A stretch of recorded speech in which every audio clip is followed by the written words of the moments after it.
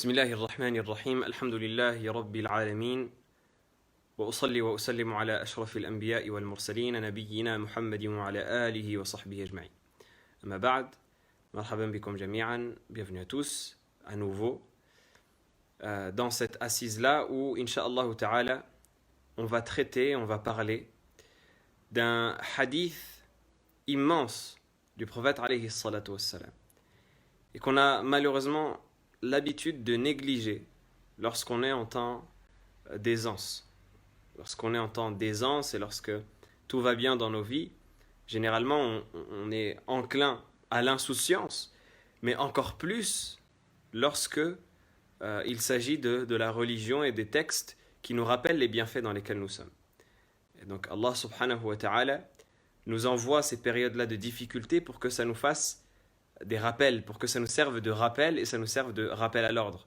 Vous savez, comme la personne qui est tyrannique et qui ne se soucie pas d'autrui, qui ne se soucie pas des personnes affaiblies, des personnes en difficulté qu'elle fréquente et qui reste soit par erreur, soit par ignorance ou alors soit parce qu'elle est mauvaise, eh bien elle reste focalisée sur son confort à elle et elle oublie la difficulté. Eh bien c'est lorsque elle-même tombe malade ou elle-même s'appauvrit ou elle-même se retrouve en difficulté que là, elle se rend compte de la valeur des choses, elle se rend compte de la valeur du bienfait qui lui avait été attribué et de son mépris à l'égard de celui qui avait été privé de ce bienfait-là, quand lui l'avait.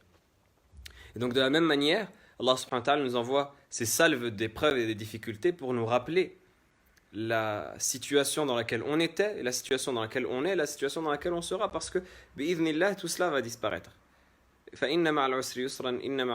Certes, avec la difficulté vient la facilité, avec la difficulté vient la facilité. Comme dit le poète. Même si la nuit s'éclaircit, eh bien l'aube va t'arriver, quoi qu'il arrive. Et lorsque les nuages s'assombrissent, c'est signe que l'eau arrive. Lorsque les nuages s'assombrissent et que le ciel s'assombrit, eh bien c'est signe annonciateur de l'eau, de la pluie qui va descendre. Donc derrière chaque mal, il y a un bien. Donc là, notre situation va changer. Mais l'important, c'est les leçons qu'on va tirer de cette situation difficile. Et parmi les leçons-là, il y a un hadith, comme je disais, par rapport auquel la plupart d'entre nous, moi en premier, sommes insouciants, mais qui pourtant est un hadith extrêmement important et qu'on se rappelle en particulier dans les moments difficiles.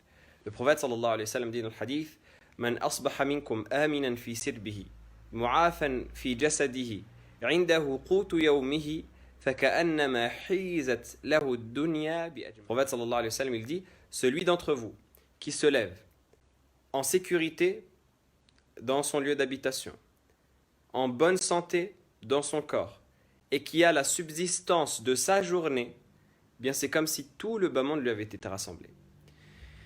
Lorsqu'on est dans les périodes d'aisance, on a tendance à courir derrière les richesses, à amasser sans cesse les richesses. Au point où on tombe dans le verset où Allah subhanahu wa ta'ala dit Alhaakumut takathur, la course aux richesses vous distrait. Alhaakumut takathur, si on traduit littéralement, la course à l'amassement vous distrait. Mais l'amassement de quoi est Allah? Il ne l'a pas cité expressément dans le verset pour que ça englobe tous ceux derrière quoi les gens courent dans leur vie quotidienne. Que ça englobe la richesse mondaine, l'or, l'argent, toutes les devises, que ça englobe les femmes, que ça englobe la descendance et les enfants, que ça englobe le travail, que ça englobe les loisirs, les plaisirs, les terres, les montures, que ça englobe même la course au plaisir virtuel maintenant, la course à la popularité, à la notoriété, au buzz, à toutes ces choses-là, derrière lesquelles les gens courent et ils en veulent toujours plus. On veut toujours plus de richesse, on veut toujours plus de confort, on veut toujours plus de bien-être. Et on court derrière ça, quotidiennement. Et on en oublie l'essentiel et on en oublie le bienfait d'Allah subhanahu wa ta'ala. Parce qu'on ne voit pas la chose dans laquelle on est, mais on voit la chose que l'autre a. Et on voit le stade au-dessus alors qu'on est censé regarder le stade en dessous. Le prophète sallallahu alayhi wa sallam nous a appris dans le hadith authentique de regarder lorsqu'il s'agit de dunya celui qui est en dessous de nous. Et quand il s'agit de din, de regarder celui qui est au-dessus de nous. Donc de toujours viser l'ambition lorsqu'il s'agit de din et de toujours viser la modestie lorsqu'il s'agit de dunya. Il n'y a pas que c'est bien d'être pauvre, d'être à la rue, autre que ça, non. Mais c'est bien également d'avoir ce qu'on appelle al-qana'a. Al-qana'a, le fait de se contenter de l'essentiel, le fait de savoir se contenter, la suffisance, le fait de savoir dire stop, ça me suffit. J'ai pas besoin de rajouter, Je peux me contenter d'une bouchée, pourquoi je vais rajouter la deuxième? Je peux me contenter d'un plat, pourquoi je vais rajouter le deuxième? Je peux me contenter de manger pour 5 euros, pourquoi je vais manger pour 50 euros? Avoir la qana'a, la suffisance. C'est quelque chose que cela, ça vient nous apprendre. Et nous, on oublie la qana'a lorsqu'on est en période d'aisance. On court derrière tout le temps. Derrière les loisirs, derrière les restos, derrière les sorties, derrière ceci, derrière cela. On est constamment à courir derrière davantage, derrière plus. Et quand c'est pas nous qui courons, on nous fait courir. Ça veut dire qu'en observant autrui, on va voir le voisin, ah, il a eu une nouvelle voiture. Moi, ça fait 2 ans que j'ai pas changé de voiture. Au lieu de dire, alhamdoulilah, ma voiture elle peut tenir encore pour 10 ans, ce que je dis, c'est, ah, mon voisin, il a changé de voiture, il faut que je change de voiture. Mon voisin, il a des nouveaux vêtements, il faut que j'ai des nouveaux vêtements. Tel mariage, il s'est fait ainsi, il faut que mon mariage il soit ainsi, ou il soit ainsi, etc., etc. Et la machine, elle ne s'arrête pas. Alors que Allah subhanahu wa ta'ala nous appelle à al-qana'a. Allah subhanahu wa ta'ala, lorsqu'il dit, من عمل منكم lorsqu'Allah subhanahu wa ta'ala dit فَلَنُحْيِيَنَّهُ حَيَاةً طَيِّبَةً, nous le ferons certes vivre d'une bonne vie. Allah subhanahu wa ta'ala, il parle de n'importe quel croyant ou n'importe quelle croyante qui fait les bonnes œuvres. Eh bien Allah subhanahu wa ta'ala dit فَلَنُحْيِيَنَّهُ حَيَاةً طَيِّبَةً, nous le ferons vivre d'une bonne vie. Al-Hassan al-Basri rahimahullah ta'ala a expliqué ce verset en disant hiya al-qana'a, la bonne vie c'est la suffisance. C'est le fait de se suffire de ce qu'Allah subhanahu wa ta'ala nous a donné. Comme disait l'imam Shafi'i rahimahullah, ra'aytu al-qana'ata sirru al-ghina, ou fi riwaya ra'aytu al-qana'ata kanzu al-ghina, fasirtu bi adhyaliha mumtasik, fala dha yarani ala babihi wala dha yarani bihi, wa sirtu ghaniyan bila dirhami amurru ala an-nasi shibha al-malik. L'imam Shafi'i rahimahullah, il disait, j'ai vu que la suffisance, al-qana'a, c'est le secret de la richesse. Donc j'ai commencé à m'y attacher. Et à partir de là, ni un tel il me voyait toquer à sa porte pour lui demander, ni un tel il me voyait le suivre et essayer d'être attaché à lui. Et je suis devenu riche alors que je n'avais pas un dirham en poche. Je passe devant les gens comme un roi. Pourquoi? Parce qu'il n'a rien à leur demander. Parce qu'il n'a rien à leur demander. Et donc, la qana'a, la suffisance, c'est ce que ce hadith notamment nous apprend. Qu'est-ce que dit ce hadith? On ne l'a pas traduit. Qu'est-ce qu'il dit ce hadith? Man asbaha minkum aminan fi sirbihi. On ne l'a pas expliqué plus tôt. Celui qui est en sécurité dans là où il habite. Celui qui est en sécurité. Ça veut dire qu'il n'est pas inquiété par la peur, qui n'est pas inquiété par la guerre, qui n'est pas inquiété par l'oppression, qui n'est pas inquiété par la tyrannie. Il vit en sécurité. Il n'a pas à craindre pour son honneur, il n'a pas à craindre pour l'honneur de sa famille, il n'a pas à craindre pour ses biens qu'ils soient volés, il n'a pas à craindre pour sa situation qu'elle change, il vit en sécurité. Et c'est le cas de la plupart d'entre nous, walillahi alhamd. Et bien sûr, nos frères musulmans qui sont dans les pays oppressés, les pays en guerre, on ne les oublie pas de nos du'as et on demande à Allah subhanahu wa ta'ala qu'il accélère leur délivrance et qu'il nous permette de nous réjouir de les voir en totale liberté et en sécurité. Mais pour la plupart d'entre nous, en particulier ceux qui entendront mes paroles, qui vivront en France, qui vivront en Belgique, qui vivront dans les pays occidentaux, même les pays du Maghreb, on est en sécurité. Alhamdulillah, pour la plupart d'entre nous, on est en sécurité. On n'a pas à se plaindre dans la plupart des cas, bien évidemment, ça ne veut pas dire qu'on oublie derrière ce qu'on subit parfois comme oppression, et c'est extrêmement important de le relever, mais si on regarde la chose d'un point de vue macroscopique, d'un grand angle, eh bien, la plupart d'entre nous, on vit en sécurité. On n'a pas à craindre pour notre honneur, on n'a pas à craindre pour nos biens, on n'a pas à craindre pour l'honneur de nos familles et les biens de notre famille. Mu'afan fi jasadihi, en bonne santé dans son corps. En bonne santé dans son corps. C'est-à-dire que son corps ne se plaint pas de maladies qui l'handicapent. On peut avoir un mal de tête, on peut avoir une migraine. Mais ce n'est pas comme celui qui n'arrive plus à marcher, qui n'arrive plus à parler, qui n'arrive plus à voir, qui n'arrive plus à entendre, qui n'arrive plus à attraper de ses mains, qui n'arrive même plus. Il y a certaines personnes qui sont à l'état végétatif, c'est-à-dire que tous les membres, ils n'arrivent plus à les utiliser. Pour communiquer, ils utilisent le regard. Wallahi al-azim, des personnes qui utilisent le battement de cils pour communiquer. Le battement de cils avec une machine, ça écrit des lettres. Et il doit battre les cils un certain nombre de fois pour que ça écrive telle ou telle lettre. Imaginez la situation dans laquelle ces personnes-là sont. Il ne peut même pas communiquer ses sentiments, il ne peut même pas peut-être se plaindre même, juste communiquer sa douleur à ses proches. Bien nous, alhamdoulilah, la plupart d'entre nous, nous sommes notre corps. Et même si on a des maladies, même si ces maladies-là sont graves, tant que on arrive au stade où on peut encore user de notre esprit, user de notre langue pour remercier Allah subhanahu wa ta'ala, eh bien c'est déjà suffisant. Il y a une histoire qui est assez longue d'un des pieux prédécesseurs. Al-Hasil, pour la résumer, et la partie qui nous intéresse, c'est que ce pieux prédécesseur, il a vécu épreuve sur épreuve au point où il s'est retrouvé un jour sans membres. Ses membres étaient déchirés, il était allongé sur le sol, et la seule chose qu'il pouvait bouger dans son corps, c'était sa langue pour dire Alhamdulillah. Et il disait Alhamdulillah, il répétait Alhamdulillah. Et il y a une personne qui est passée devant lui et qui lui a dit, mais pourquoi est-ce que tu dis Alhamdulillah? Qu'est-ce qui te reste à dire Alhamdulillah? Pourquoi, c'est quoi la chose qui te reste comme bienfait pour que tu loues Allah subhanahu wa ta'ala pour cela, pour que tu dises Alhamdulillah pour ce bienfait? Il a dit, je remercie Allah qu'il m'ait permis encore de le remercier. Le simple fait qu'Allah subhanahu wa ta'ala t'ait permis de le remercier et de dire Alhamdulillah, c'est déjà un bienfait qui mérite que tu dises Alhamdulillah. Imaginez à quel point il est arrivé, ce prédécesseur et ce savant, à quel point il est arrivé dans sa relation avec Allah subhanahu wa ta'ala. Et donc, mu'afan fi jasadihi, préservé dans son corps. Indahu qutu yawmihi, il a de quoi se nourrir pour sa journée. Et c'est là où je parle de qana'a. Lorsque je parle de qana'a, je parle de ce que le prophète alayhi salatu wassalam a dit. Il a de quoi se nourrir pour sa journée. Ça veut dire que chaque jour, il se lève et il a de quoi se nourrir pour la journée, mais le lendemain, il ne sait pas ce qu'il va manger. Il ne sait pas de quoi il va nourrir sa famille.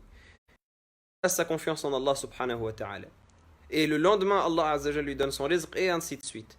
Imaginez, celui-là, le prophète sallallahu alayhi wa sallam va dire c'est comme s'il avait tout ce bas monde.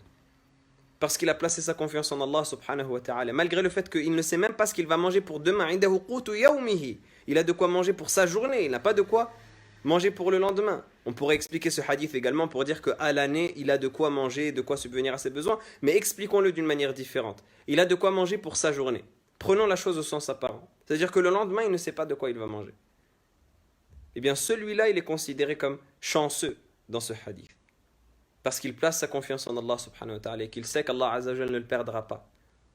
Comme le prophète sallallahu alayhi wa sallam dit dans le hadith que rapporte l'imam Ahmed, لو كنتم توكلون على الله حق توكله لرزقكم كما يرزق الطير تغدو خماصا وتروح بطانا. Si vous saviez placer votre confiance en Allah subhanahu wa ta'ala de la bonne manière, véritable manière, comme Allah subhanahu wa ta'ala, et comme la religion d'Allah subhanahu wa ta'ala mérite, comme votre rapport avec Allah subhanahu wa ta'ala mérite, eh bien il vous aurait accordé votre subsistance comme il l'accorde à l'oiseau qui part le matin le ventre vide et qui revient le soir le ventre plein. Il a sa subsistance pour sa journée. C'est comme si tout ce bas monde lui avait été rassemblé. C'est comme si, imaginez, toutes les richesses de ce bas monde étaient rassemblées dans les mains d'un seul homme. C'est-à-dire que le prophète sallallahu alayhi wa sallam, regardez, il compare entre la personne qui a le minimum, parce que c'est le minimum, avoir la santé, être en sécurité, avoir de quoi se nourrir, c'est le minimum. C'est le minimum syndical, on est bien d'accord. Ce n'est pas avoir des vacances à Bora Bora et pouvoir se payer une villa au bled et pouvoir s'acheter une Lamborghini, c'est pas ça. Il parle du minimum. Il parle d'être en sécurité, être en bonne santé, avoir de quoi se nourrir. Il le compare à celui qui a toute la richesse de ce bas monde. Tout le bas monde, il est rassemblé dans sa main. Pourquoi? Parce qu'en vérité, au-delà du minimum, c'est futile. Tout le reste, c'est superficiel, ça ne sert à rien.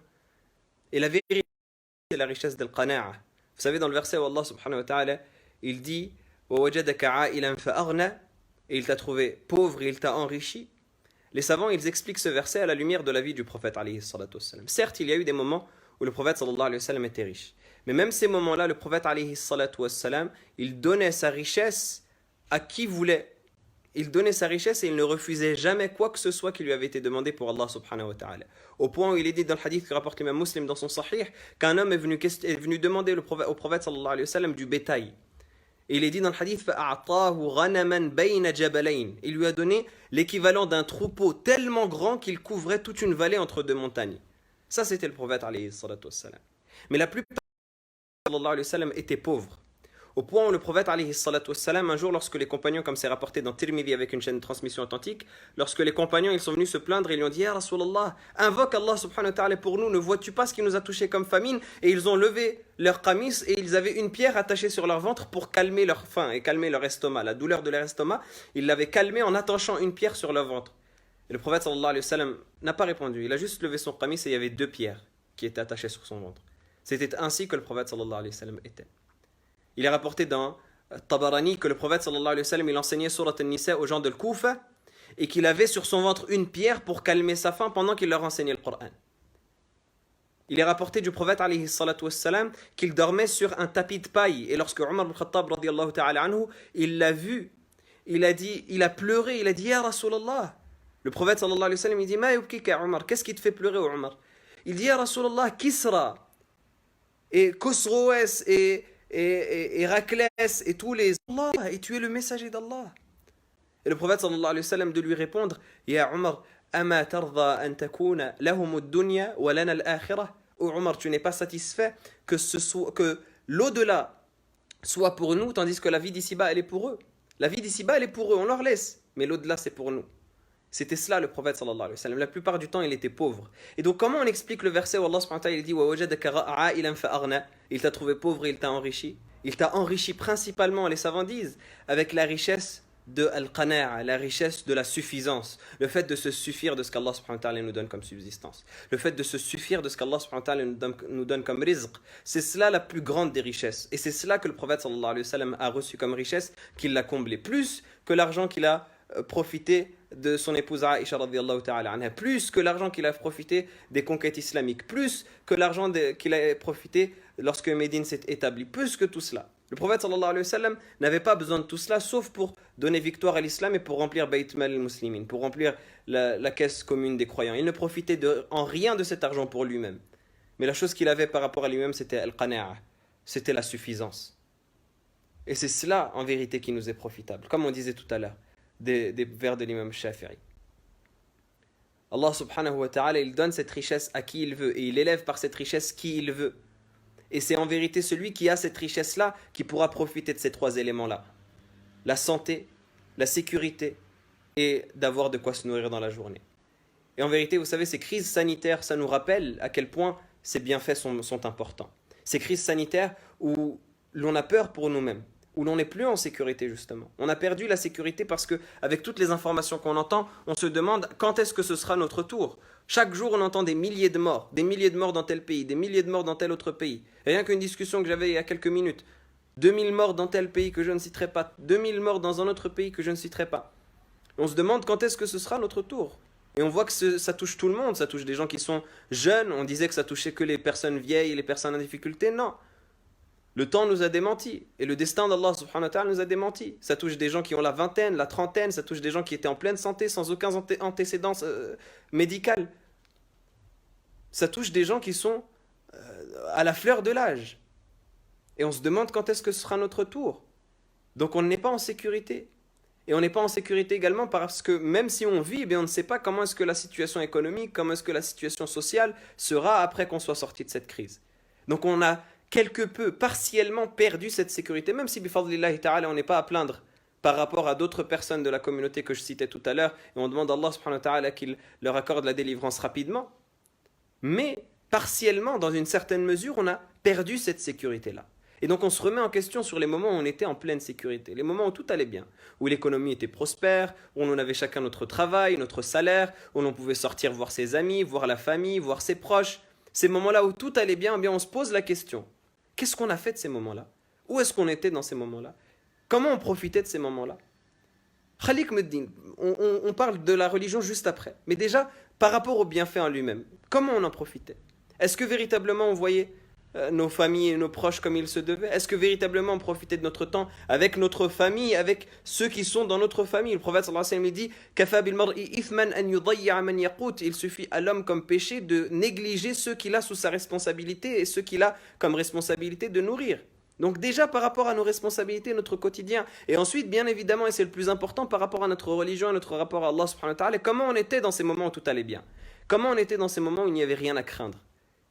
Nous qui aujourd'hui craignons, nous craignons pour nos santé, nous craignons pour nos familles, nous craignons pour nos proches, nous craignons en particulier pour les plus âgés de nos proches, nous craignons pour la société, nous craignons pour l'économie et comment est-ce qu'on va s'en sortir après financièrement, etc., etc. Où est-ce qu'on était dans ces moments de facilité? Nous qui sommes aujourd'hui touchés, pour certains d'entre nous, on demande à Allah subhanahu wa ta'ala qu'il accélère la guérison pour les malades et qu'il préserve ceux qui sont en bonne santé. Mais comme je disais, ça peut toucher tout le monde. Alors lorsqu'on était en bonne santé, qu'on n'avait aucun problème et qu'on n'avait rien à craindre, si ce n'est une petite grippe de temps en temps, ou un petit rhume de temps en temps, bien où est-ce qu'on était? Quel était notre rapport à Allah subhanahu wa ta'ala? Quel était notre rapport à nos responsabilités? Où est-ce qu'on est par rapport à cette qana'a, à cette suffisance? Nous qui aujourd'hui, pour beaucoup d'entre nous, sommes privés des ressources essentielles. Hein, les gens se précipitent vont créer des pénuries à cause des mouvements de panique et des psychoses. Les gens sont privés de leur salaire pour certains qui travaillent notamment au jour le jour ou qui travaillent dans des secteurs qui ont été bloqués par ce genre de difficultés. Bien, où est-ce qu'on est maintenant par rapport à cela? Nous qui, hier, eh bien, on cherchait toujours à courir derrière plus, derrière plus, derrière plus, sans jamais se contenter de ce qu'on avait, sans jamais dire Alhamdulillah, véritablement, on peut le dire avec la bouche, mais véritablement avec le cœur, où est Alhamdulillah, lorsqu'on court derrière à chaque fois. L'année dernière, on a fait des vacances à 2000 euros, cette année, il faut qu'on vise des vacances à 5000 euros. L'année dernière, on a fait des vacances à 5000 euros, il faut qu'on vise des vacances à 10 000 euros. Où est-ce qu'on était par rapport à Al-Qana'a, à la suffisance? Où est-ce qu'on était par rapport à ce rapport de modestie à l'égard d'Allah subhanahu wa ta'ala? Ce rapport de partage que le prophète sallallahu alayhi wa sallam nous a enseigné, ce modèle que le prophète sallallahu alayhi wa sallam nous a légué. Où est-ce qu'on était par rapport à tout cela? Donc ça, c'est des questions qu'on doit réellement se poser. C'est des questions qu'on doit réellement se poser, sur lesquelles on doit méditer, sur lesquelles on doit travailler, on doit en tirer les conclusions nécessaires et les leçons qu'il faut pour la suite, pour le moment où, bi'idhnillah, tout va revenir à la normale, comme je disais en introduction, et bi'idhnillah, on passera ce moment de difficulté, qu'est-ce qu'on en tirera comme leçon? Est-ce qu'on aura pris les bonnes leçons et donc les bonnes dispositions nécessaires derrière pour faire notre repentir et pour revenir vers Allah subhanahu wa ta'ala et nous focaliser sur nos priorités? Ou est-ce qu'on reviendra vers notre insouciance, comme c'était le cas pour certains d'entre nous, moi en premier, et on délaissera ces leçons-là qu'on a prises et qu'on aurait pu prendre durant cette période de crise? On demande à Allah subhanahu wa ta'ala qu'il nous permette de tirer les bonnes leçons des épreuves qui nous touchent et de prendre conscience des réalités et des priorités qu'on a dans notre vie. Wallahu a'lam, wa jazakumullahu khayra, wa barakallahu fikum.